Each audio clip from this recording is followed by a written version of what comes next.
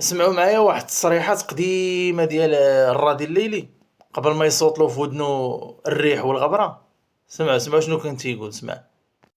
حتى فعلا نعزز فكرة أن الصحراء مغربية، وهي مغربية بكل تأكيد، رغم كيد الكائدين ورغم تسلط المتسلطين ورغم فعلا هؤلاء المسؤولين الذين لا يعيرون أي اهتمام سوى لمصالحهم وللكراسي. شي انا خايب اوتوماتيكمون نشوف هاد التصريح هذا تجي عندي تقول لي انا معاك ما نسيقكش، ولكن عند من مشى؟ عند الجزائر وعند البوليزاريو اللي كذب عليهم تيصفقوا عليه موالفين.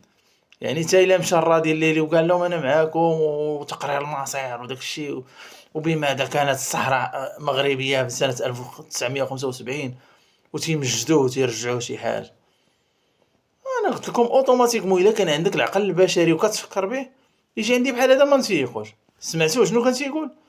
سمعتوا الصحراء مغربيه ودائما مغربيه وابدا مغربيه، ومنين صاد فيه الريح والغبره في ودنيه مشى تيقول لهم بماذا هي الصحراء مغربيه 1975. من هنا تعرفوا راه والو مسكين قطع.